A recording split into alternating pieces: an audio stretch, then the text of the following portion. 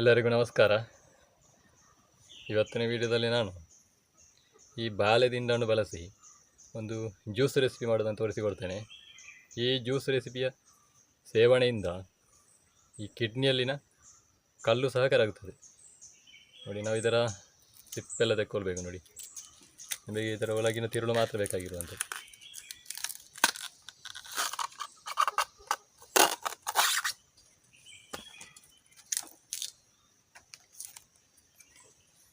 ನೋಡಿ, ನಾನೊಂದಿಷ್ಟು ಬಾಳೆದಿಂಡಿನ ಟ್ಯೂಬ್ ತಗೊಂಡಿದ್ದೇನೆ. ಈಗ ಅದನ್ನು ವೃತ್ತಾಕಾರವಾಗಿ ಕತ್ತರಿಸಿಕೊಳ್ಬೇಕು.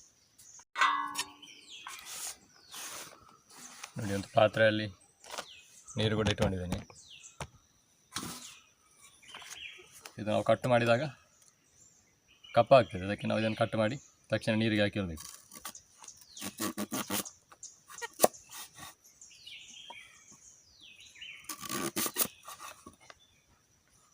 ಈಗ ಇದನ್ನು ವೃತ್ತಾಕಾರವಾಗಿ ಕತ್ತರಿಸಿಕೊಂಡಿದ್ದೇನೆ. ಇದನ್ನು ನಾವು ಸಣ್ಣ ಸಣ್ಣ ಹೋಳುಗಳಾಗಿ ಕತ್ತರಿಸಿಕೊಳ್ಬೇಕು.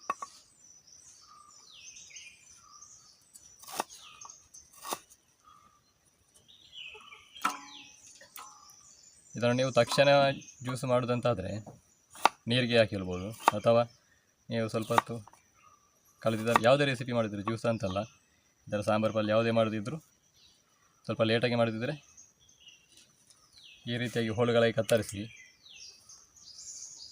ಮಜ್ಜಿಗೆಯಲ್ಲಿ ಹಾಕಿಡಬೇಕು. ತಕ್ಷಣ ಮಾಡಿಕೊಳ್ಳುತ್ತಿದ್ದರೆ ನೀರಲ್ಲಿ ಹಾಕಿಕೊಂಡ್ರೆ.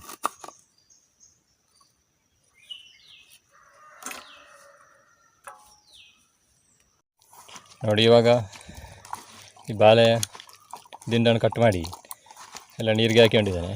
ಇವಾಗ ಅದನ್ನು ನೀರಿನಿಂದ ತೆಗೆದು ಮಿಕ್ಸಿ ಜಾರಿಗೆ ಹಾಕಿ ಹೇಳ್ತಿದ್ದೇನೆ.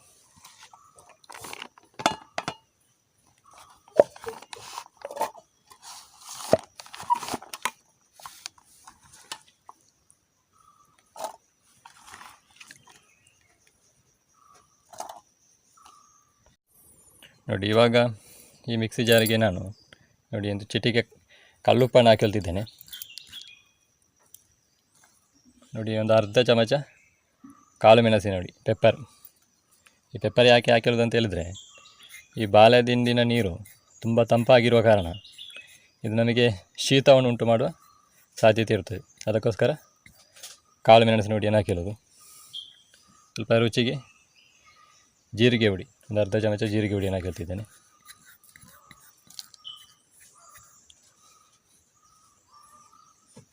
ಒಂದು 3 ಚಮಚ ಸಕ್ಕರೆ. ನೀವು ಸಕ್ಕರೆ ಬೇಡ ಅಂತಿದ್ದರೆ ಇದಕ್ಕೆ ಬೆಲ್ಲವನ್ನು ಕೂಡ ಹಾಕಿರ್ಬೋದು, ಅಥವಾ ಕಲ್ಲು ಸಕ್ಕರೆ ಹಾಕಿರ್ಬೋದು.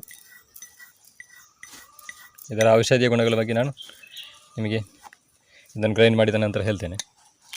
ಇವಾಗ ಇದನ್ನು ಮಿಕ್ಸಿ ಜಾರಿಗೆ ಹಾಕಿಕೊಂಡಿದ್ದೇನೆ. ಇವಾಗ ಇದಕ್ಕೆ ಸ್ವಲ್ಪ ನೀರನ್ನು ಸೇರಿಸಿಕೊಂಡು ಚೆನ್ನಾಗಿ ಗ್ರೈಂಡ್ ಮಾಡಿಕೊಳ್ಬೇಕು. ಬಾಳೆದಿಂಡನ್ನು ಚೆನ್ನಾಗಿ ಗ್ರೈಂಡ್ ಮಾಡಿ ತಂದಿದ್ದೇನೆ. ಇವಾಗ ಅದನ್ನು ನಾವು ಸೋಸಿಕೊಳ್ಬೇಕು.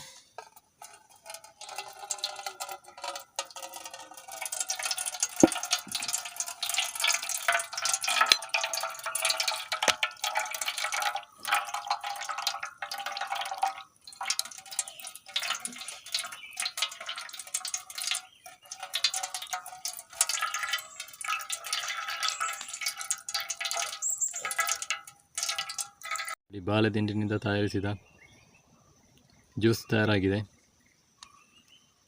ಇದರಿಂದ ಹಲವಾರು ಆರೋಗ್ಯಕರವಾದಂತಹ ಪ್ರಯೋಜನಗಳುಂಟು. ನೋಡಿ, ನಮ್ಮ ಬಾಳೆದಿಂಡಿನ ಜ್ಯೂಸ್ ತಯಾರಾಗಿದೆ. ಇವಾಗ ನಾನಿದರ ಯಾವುದೆಲ್ಲ ಹೆಲ್ತ್ಗೆ ಬೆನಿಫಿಟ್ಸ್ ಉಂಟು ಅಂತೇಳಿ ಹೇಳ್ತೇನೆ. ಈ ಬಾಳೆದಿಂಡಿನ ಜ್ಯೂಸನ್ನು ಸೇವನೆ ಮಾಡುವುದರಿಂದ ಕಿಡ್ನಿಯಲ್ಲಿನ ಕಲ್ಲು ಸಹ ಕರಗುತ್ತದೆ. ಇದನ್ನು ನಾವು ನಿಯಮಿತವಾಗಿ ಸೇವನೆ ಮಾಡಬೇಕು. 1 ವಾರ, 21 ದಿನ, 48 ದಿನ ಹೀಗೆ ನಾವು ಸೇವನೆ ಮಾಡಿಸಿದರೆ ಇದು ಕಿಡ್ನಿಯಲ್ಲಿನ ಕಲ್ಲನ್ನು ಸಹ ಕರಗಿಸುವಂಥ ಒಂದು ಸಾಮರ್ಥ್ಯ ಈ ಜ್ಯೂಸಿಗಿದೆ. ಅದೇ ರೀತಿ ಕರುಳಿನ ಶುದ್ಧೀಕರಣ. ಈ ಜ್ಯೂಸನ್ನು ನಾವು ಸೇವಿಸ್ತಿದ್ದರೆ ಕರುಳಿನಲ್ಲಿರುವಂಥ ಕೆಟ್ಟ ಕಲ್ಮಾಶಗಳೆಲ್ಲ ಹೋಗಲಾಡಿಸಿ ಕರುಳನ್ನು ಇದು ಶುದ್ಧೀಕರಣ ಮಾಡುತ್ತದೆ. ಅದೇ ರೀತಿ ಈ ಜ್ಯೂಸನ್ನು ಸೇವಿಸುವುದರಿಂದ ಈ ರಕ್ತದಲ್ಲಿ ಗ್ಲುಕೋಸ್ ಪ್ರಮಾಣ ನಿಧಾನವಾಗಿ ಏರಿಕೆಯಾಗ್ತದೆ. ಆದ್ದರಿಂದ ಇದು ಮಧುಮೇಹಿಗಳಿಗೆ ಕೂಡ ಒಂದು ಸ್ನೇಹಿ ಅಂತ ಹೇಳ್ಬೋದು. ಸಕ್ಕರೆ ಕಾಯಿಲೆ ಇರುವವರು ಕೂಡ ಈ ಜ್ಯೂಸನ್ನು ಸೇವಿಸ್ಬೋದು. ಆದರೆ ಸೇವಿಸುವಾಗ ಮಾತ್ರ ಇದಕ್ಕೆ ಸಕ್ಕರೆಯನ್ನು ಆ್ಯಡ್ ಮಾಡದಿದ್ದರೆ ಆಯಿತು. ಅದೇ ರೀತಿ ಈ ಜ್ಯೂಸಿನ ಇನ್ನೂ ಬೆನಿಫಿಟ್ಸನ್ನು ಹೇಳುತ್ತಿದ್ದರೆ ಕೂದಲಿನ ಬೆಳವಣಿಗೆಗೆ ಕೂಡ ಇದು ಸಹಕಾರಿ ಅಂತ ಹೇಳ್ಬೋದು. ಶರೀರಕ್ಕೆ ತಂಪು, ಬೇಸಿಗೆಗಾಲದಲ್ಲಿ ಇದು ಶರೀರದ ಉಷ್ಣಾಂಶವನ್ನು ಕೂಡ ನಿವಾರಿಸ್ತದೆ. ಈ ಜ್ಯೂಸಿನ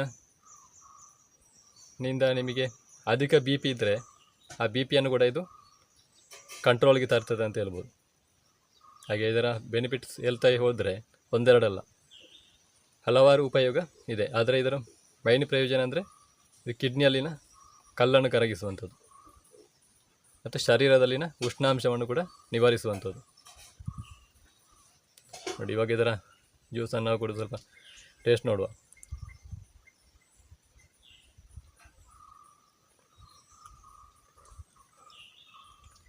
ಈ ಜ್ಯೂಸ್ ಬಹಳ ಒಂದು ತಂಪಾಗಿರ್ತದೆ.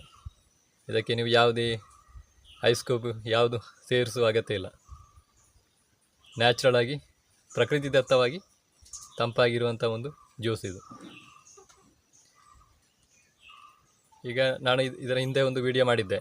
ಈ ಬಾಳೆದಿಂಡಿನ ಕಾಂಡವನ್ನು ಕೊರೆದು ಅದಕ್ಕೆ ಈ ಜೀರಿಗೆ ಮತ್ತು ಸ್ವಲ್ಪ ಕಾಳು ಮೆಣಸಿನ ಪುಡಿಯನ್ನು ಸೇರಿಸಿ ಅದಕ್ಕೆ ಯಾವುದರ ಎಲೆಯನ್ನು ಮುಚ್ಚಿ ಕಟ್ಟಿ ಅದರಲ್ಲಿ ಸಂಗ್ರಹವಾದ ನೀರನ್ನು ಸೇವಿಸುವುದರಿಂದ ಕೂಡ ಕಿಡ್ನಿಯಲ್ಲಿನ ಕಲ್ಲು ನಿವಾರಣೆ ಆಗ್ತದೆ ಅಂತ.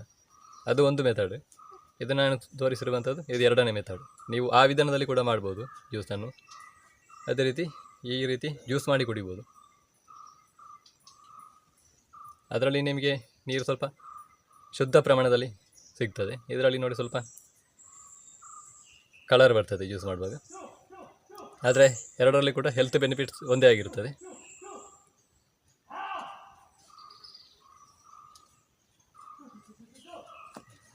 ಹಾಗೆ ಇವತ್ತಿನ ಈ ವಿಡಿಯೋ ಇಷ್ಟ ಆಗಿದರೆ ವಿಡಿಯೋಗೊಂದು ಲೈಕ್ ಮಾಡಿ, ಶೇರ್ ಮಾಡಿ, ಕಮೆಂಟ್ ಮಾಡಿ ಅಂತ ಹೇಳುತ್ತಾ ಇದೇ ರೀತಿ ಇಂಟ್ರೆಸ್ಟಿಂಗ್ ವಿಡಿಯೋದೊಂದಿಗೆ ನಿಮ್ಮ ಮುಂದೆ ಸದಾ ಬರ್ತಾ ಇರ್ತೇನೆ.